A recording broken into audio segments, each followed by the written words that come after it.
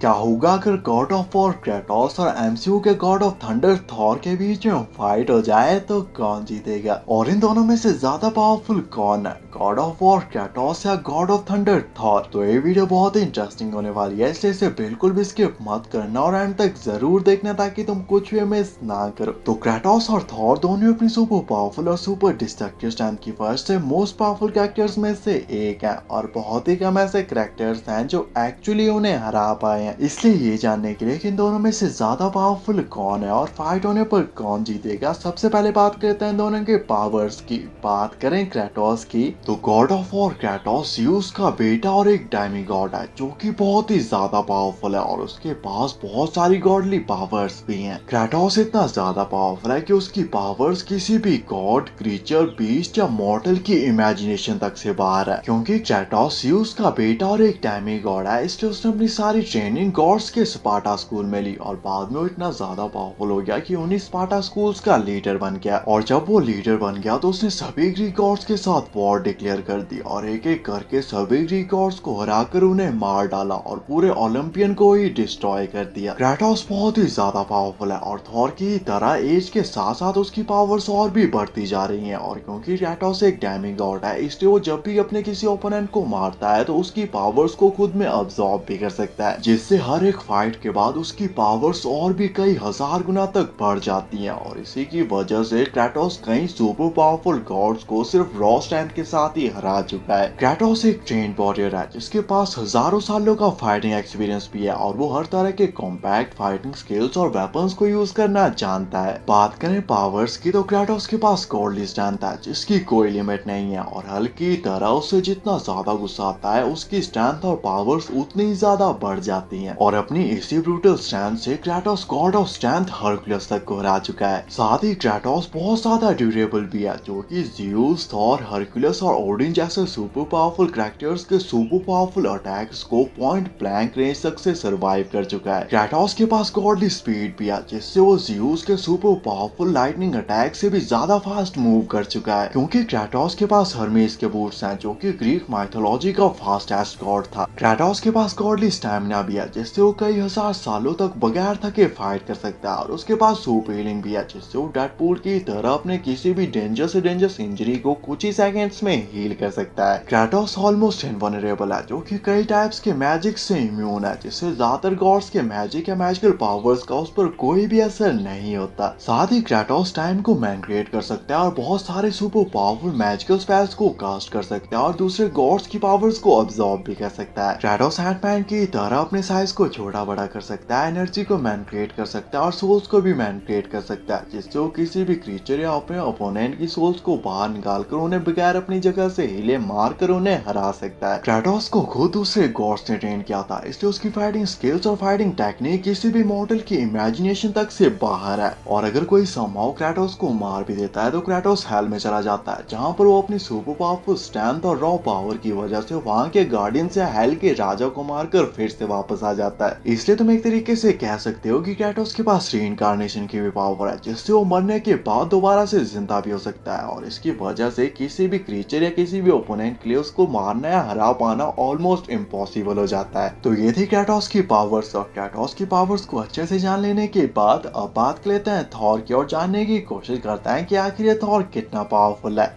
तो थॉर एक Asgardian God है जो कि ओडिन का बेटा और पूरे नॉर्डियम्स का प्रोटेक्टर है। थॉर एक गॉड है इसलिए उसके पास बहुत सारी गॉडली पावर्स भी हैं। बात करें कुछ बेसिक पावर्स की तो थॉर के पास godly strength, speed, stamina, durability और फ्लाई जैसी भी पावर्स हैं। और गॉडली स्ट्रेंथ को तुम सुपरमैन स्ट्रेंथ से बिल्कुल भी कंपेयर मत करना क्योंकि इन दोनों में बहुत ज्यादा डिफरेंस है। थॉर के पास सुपर हीलिंग भी है और उसकी एज बहुत ही स्लोली बढ़ती है, इसलिए वो पिछले हजारों सालों से जिंदा है और अगले हजारों सालों तक भी जिंदा रहेगा और एज के साथ उसकी पावर्स और भी बढ़ती जा रही हैं। थॉर गॉड ऑफ थंडर है इसलिए उसकी पावर्स थंडर से रिलेटेड है जिसमें वो वेदर को कंट्रोल कर सकता है, लाइटनिंग स्ट्राइक कर सकता है और उसका यूज करके बहुत ही पावरफुल लाइटनिंग अटैक्स भी कर सकता है। थॉर के पास यूनिवर्स के सबसे स्ट्रॉन्ग ओरू मेटल से बने हुए म्योनिर और स्टॉर्म ब्रेकर जैसी वेपन्स भी हैं जो कि बहुत ही ज्यादा पावरफुल हैं और इमॉर्टल बीइंग्स तक को किल कर सकती हैं। थॉर बहुत ही ज्यादा ड्यूरेबल है और बड़े से बड़ा एनर्जी ब्लास्ट भी उसका कुछ नहीं बिगाड़ सकते जो कि अपने स्टॉर्म ब्रेकर को बनाने के लिए न्यूट्रॉन स्टार की कॉन्सेंट्रेटेड एनर्जी बीम को भी सर्वाइव कर चुका है। और थॉर अपने स्टॉर्म ब्रेकर से 6 इन्फिनिटी स्टोन्स की पावर्स को ब्रेक करके थानोस का सीना चीर चुका है। तो ये थी थॉर की पावर्स, और थॉर और क्रेटोस की पावर्स को अच्छे से जान लेने के बाद अब बात कर लेते हैं फाइट कंपैरिजन की और जानने की कोशिश करते हैं कि इन दोनों में से ज्यादा पावरफुल कौन है और फाइट होने पर कौन जीतेगा। तो क्रेटोस यूज का बेटा और गॉड ऑफ वॉर्स है, जो कि बहुत ही ज्यादा पावरफुल और स्ट्रॉन्ग है, और वो अपनी स्ट्रेंथ से ओडिन, ज़्यूस और गॉड ऑफ स्ट्रेंथ हरकुलस तक को हरा चुका है। जबकि दूसरी तरफ गॉड ऑफ थंडर थॉर एक एस्गार्डियन गॉड है, जो कि ओडिन का बेटा और पूरे 9 रियाम्स का प्रोटेक्टर है। थॉर अपनी फुल स्ट्रेंथ के साथ क्रेटोस पर अटैक करेगा, पर क्रेटोस एक गॉड है और वो बहुत ही ज्यादा ड्यूरेबल भी है, इसलिए क्रेटोस इजिली थॉर के किसी भी अटैक को इजिली डॉज या सर्वाइव कर सकता है, और थॉर के किसी भी अटैक का क्रेटोस पर कोई भी असर नहीं होगा। पर अगर समहाउ थॉर अपने किसी सुपर पावरफुल अटैक से क्रेटोस को मार भी देता है, फिर भी ये फाइट खत्म नहीं होगी, क्योंकि क्रेटोस के पास रीइंकार्नेशन की भी पावर है, जिससे वो मर के दोबारा से फिर से जिंदा हो सकता है। जबकि दूसरी तरफ थॉर पावरफुल तो बहुत है और वो बहुत ज्यादा ड्यूरेबल भी है, पर वो इमॉर्टल नहीं है, इसलिए अगर क्रेटोस का एक हिट भी सही से कनेक्ट होता है तो वो सिंगल हिट तक थॉर की जान ले सकता है। थॉर बहुत ही पावरफुल कैरेक्टर है, पर पावर्स के मामले में क्रेटोस थॉर से कई गुना ज्यादा स्ट्रॉन्ग है, और थॉर कभी भी क्रेटोस की पावर्स को मैच नहीं कर सकता। इन दी एंड थॉर ना ही क्रेटोस को मार सकता है, ना ही उसे हरा सकता है, जबकि क्रेटोस अपने सिंगल अटैक से ही थॉर को मार भी सकता है और उसे हरा भी सकता है। इसलिए क्रेटोस इस फाइट का एक अल्टीमेट विनर होगा, और फाइट में चाहे जो भी हो, इन दी एंड जीतेगा क्रेटोस ही। बाकी आपके हिसाब से क्या थॉर क्रेटोस की एक अच्छी फाइट देकर एक अच्छी टक्कर दे पाएगा या नहीं, और इस फाइट की और क्या पॉसिबिलिटीज हो सकती हैं, कमेंट करके जरूर बताना। ऐसी अमेजिंग वीडियोस के लिए चैनल को सब्सक्राइब करते हैं एंड थैंक्स फॉर वॉचिंग।